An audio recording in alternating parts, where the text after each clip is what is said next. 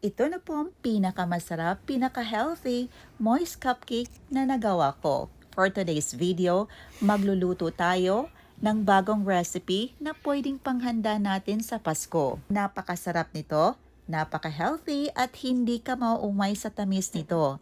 Tara, samahan niyo kong magluto. So sa recipe ito, gagamit tayo ng kalabasa. I-grate lang natin ito at binabalatan natin before natin i-grate. We will need 2 and 1/4 cups grated cassava at saka 4 pieces of large eggs. Ika-crack lang natin ito at ihalo sa ating grated kalabasa or squash. Sa ating liquid mixture naman, so meron tayo ditong 1/2 cup of evaporated milk na piniferment natin. Nilagyan lang natin ito ng 1 teaspoon of calamansi juice or pwede ding lemon juice. Rest lang natin for 10 minutes to curd. Sa ating dry ingredients naman, mag-sift tayo ng 500 grams or 3 and 3/4 cups of all-purpose flour. Mag-add tayo ng 2 teaspoon of baking powder, 2 teaspoon of baking soda, and 2 teaspoon of salt. Paghaluin lang natin ito to fully combine. After 10 minutes, ito na po ang ating homemade buttermilk mixture. Mag-add lang tayo ng 3/4 cups of brown sugar at 1/2 cup of muscovado sugar para hindi masyadong matamis. Add 2 teaspoon of vanilla. At dito i-combine na natin ang squash mixture at ang ating buttermilk mixture. Mag-add tayo dito ng 3/4 cup of cooking oil. Any kind of cooking oil pwedeng gamitin. Mix lang natin para ma-fully combine ang lahat ng mga ingredients. Pagkatapos i-combine na natin ang wet and dry ingredients. Gumamit lang ako dito ng Wire West para ma-fully mix talaga natin at walang lumps sa mumo sa ating mixture. Make sure na tunaw talaga ang sugar sa ating mixture.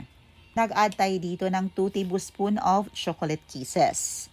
Haluin lang natin ito para ma-fully mix ang lahat ng mga ingredients. Para sa toppings naman, gumamit ako dito ng chocolate kisses at saka Graham's crackers. Dinurog ko lang dito ang Graham's crackers at nagline tayo ng cupcake liner sa ating pan. Maglagay ng 3/4 full of the ice cream scoop sa ating paper liner. Uulitin lang natin hanggang sa matapos malagyan natin lahat. Dalawang toppings ang ating gagawin dito, ang chocolate kisses at saka Graham's crackers.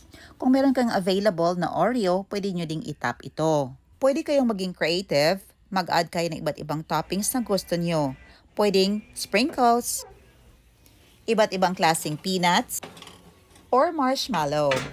Before natin isalang, make sure to preheat the oven for 200 degrees Celsius 10 minutes.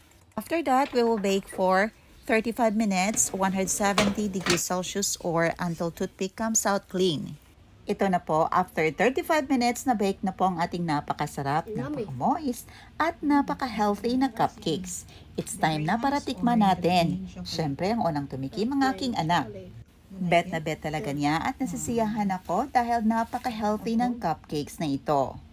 Lalo na sa mga bata na ayaw talagang kumain ng mga gulay. Kaya pwede natin itong i-bake at gawing napakasarap na treat. Affordable at mura lang din ang mga ingredients. Solve ng merienda at pangbaon ng mga bata.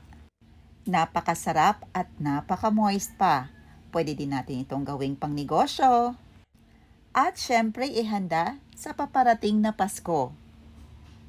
Ayan lang po. Hoping yung subukan ang ating recipe at salamat sa walang sawa niyong suporta from Luzon, Visayas, and Mindanao. Thank you so much. God bless you all and stay safe everyone. Bye and enjoy!